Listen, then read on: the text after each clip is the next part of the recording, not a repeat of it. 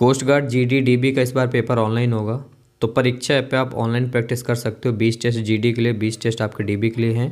परीक्षा ऐप को डाउनलोड कर लो गूगल प्ले स्टोर से या फिर नीचे डिस्क्रिप्शन पे आपको लिंक मिल जाएगी। सो पे क्लिक करना। यहाँ पे आपको अनलॉक कोर्स के लिए मिनिमम 299 पे करने पड़ेंगे। क्लिक करना, कोड का ऑप्शन आ रहा है, ये कोड डाल देना, अप्लाई करना, सीधा 50% का डिस्काउंट मिल जाएगा। परीक्षा ऐप की लिंक और कोड ये दोनों मैं आपको डिस्क्रिप्शन पे दे दूंगा।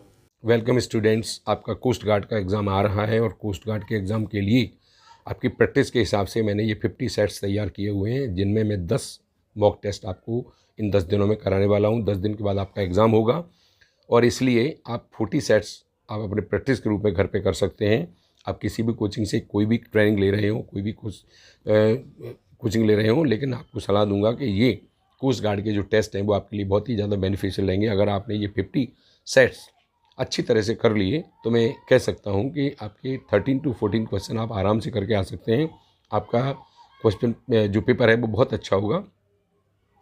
पहली बात मैं जो कहना चाहूँगा वो ये कि इस जो सेट्स बनाए हुए हैं मॉक टेस्ट, इनमें बहुत ही स्टैंडर्ड क्वालिटी के क्वेश्चन हैं। आज आप लोग देख रहे हैं कि हल्के फुल्के एग्जाम्स नहीं आते, क्योंकि आज जो मेरिट बढ़ती हुई जा रही है उसका रीज़न है कि स्टैंडर्ड क्वालिटी के स्टूडेंट्स बैठ रहे हैं। दूसरी बात ये कि इसकी कॉस्ट जो है वो 50 रुपीज़ मैंने रखी हुई है, अर्थात मिनिमम कॉस्ट है इसकी, जो 1 रुपीज़ पर पेपर के हिसाब से लगती है। अगर आप डिस्क्रिप्शन बॉक्स में जाके पता करेंगे तो पूरा आपको जानकारी मिल जाएगी और इनको ज़रूर ख़रीद लीजिए। और इन सेट्स को अगर आप कर लेते हैं इन 10 डेज़ में तो आप खुद अपने आप में देखेंगे कि कॉन्फिडेंस आपका बहुत बूस्टअप हुआ है।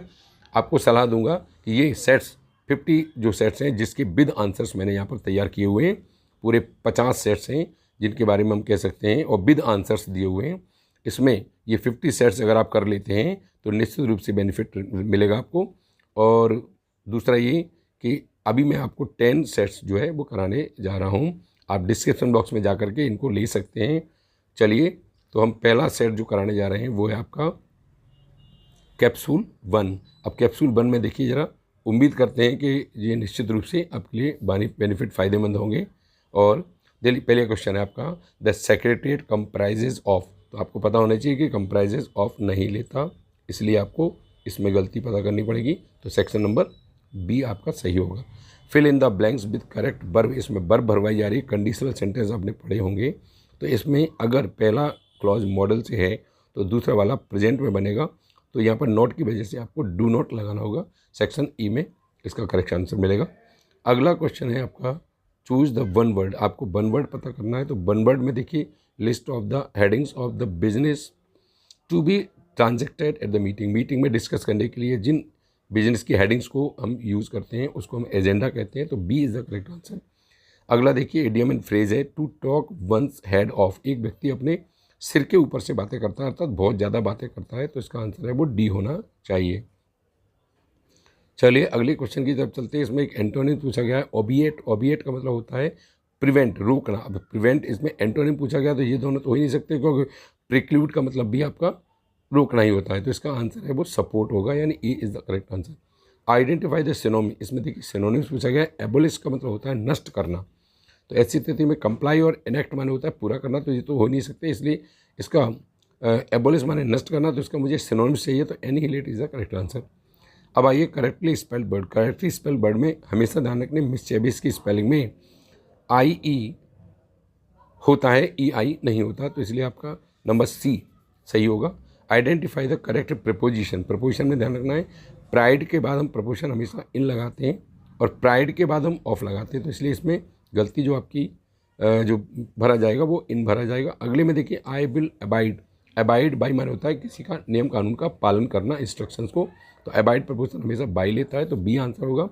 चलिए अगर हम डायरेक्ट नाइट की तरफ बात करें तो ये क्वेश्चन दिया हुआ है, the he said the mice will play when the cat is away.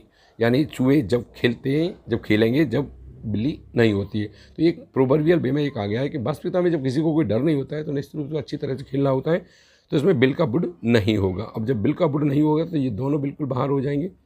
और ये तीसरा वाला है वो तो बिल्कुल है ही नहीं, सेल लिखा हुआ है, तो इसलिए इसका आंसर है वो ई होगा। चलिए अगले क्वेश्चन की तरफ चलते हैं हम। वॉइस में देखिए, समबडी टोल्ड मी, और समबडी टोल्ड मी लिखा हुआ है। तो पहली बात तो ध्यान रखना, जब भी हम एक्टिव से पैसे बनाते हैं तो समबडी को नहीं यूज़ करते हैं, ये तो बाहर हो जाएगा। अब टोल्ड एक पास्ट इंडेफिनिट है, तो और जो ऑब्जेक्ट दिया हो वो मी दिया हो, तो मी का जो पैसिव जब बनाएंगे तो आई हो जाएगा और टोल्ड की वजह से आई वॉज टोल्ड हो जाएगा। तो आई वॉज टोल्ड अगर हम देखें तो देखिए इसके आंसर जो दिए हुए हैं नंबर 11 क्वेश्चन में, तो आई वॉज टोल्ड इसमें पहला वाला somebody दिया हुआ है, दूसरे में somebody दिया है तो नहीं हो सकता। दूसरे वाले में आई वॉज इन्फॉर्म हो सकता था, परंतु यहाँ पर हैड बीन की जगह इज कर दिया, तो इसलिए ये भी नहीं हो सकता, इसलिए आंसर है वो डी होगा। चलिए अगले क्वेश्चन की तरफ चलते हैं। द ऐसे इन PQRS को करने का एक बहुत ही बढ़िया तरीका है, आप पहले इसको उल्टा यानी इसके ऑप्शन से हम देखते हैं।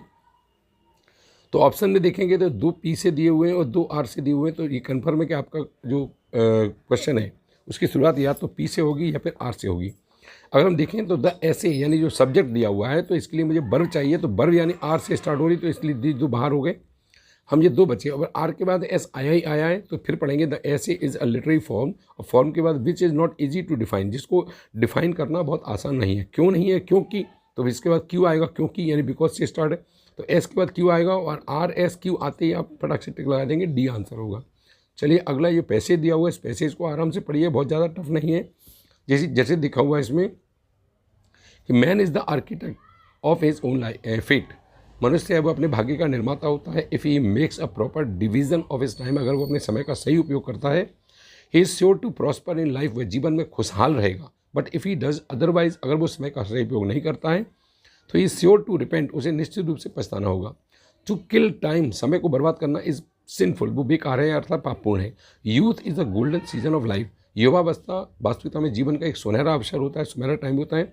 The mind then is pliable, आपका समय, आपका जो माइंड होता है वो समय बड़ा आसानी से हर चीज़ को ग्रैब कर लेता है। And we can be mounted in any form of we like, जिस फॉर्म में हम इसको चाहें उसमें उस तरह को ढाल सकते हैं। इफ़ वी लूज टाइम, अगर हम समय को बर्बाद करते हैं तो we shall have to repent the whole our life, हमें पूरे जीवन भर पछताना होगा। तो ये पैसेज बहुत ज़्यादा टफ नहीं था, आराम से कर सकते थे। इसके क्वेश्चन देखिए, who spoils a man's life, मनुष्य का जीवन कौन बर्बाद करता है, तो मैन खुद अपने आप करता है अगर वो सही समय का उपयोग नहीं करता है।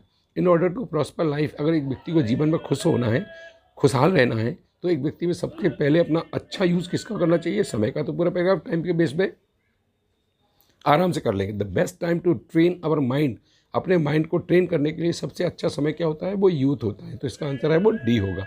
तो इस तरह से बच्चों आपने देखा कि 15 क्वेश्चन जो हैं इनमें से इतने स्टैंडर्ड क्वालिटी के बनाए गए हैं, इसमें 1 वर्ड एडियम्स को भी, तो आप ज़रूर इसको करिएगा। और 40 सेट आपको करने हैं घर पर, और 10 सेट मैं आपको कराने जा रहा हूँ, और इन सेट से आपको जो है इतना बेनिफिट मिलेगा कि आप एग्ज़ाम में बहुत अच्छा करके आएंगे। तो best of luck to you, और आशा है कि आप जो है ज़रूर, और इसकी कॉस्ट भी ज़्यादा नहीं रखी गई है, ₹1 का एक सेट है, तो इसलिए 50 सेट अगर आप 10 दिन में कर लेते हैं तो अपने अंदर खुद कॉन्फिडेंस को बूस्टअप करते हुए देखेंगे।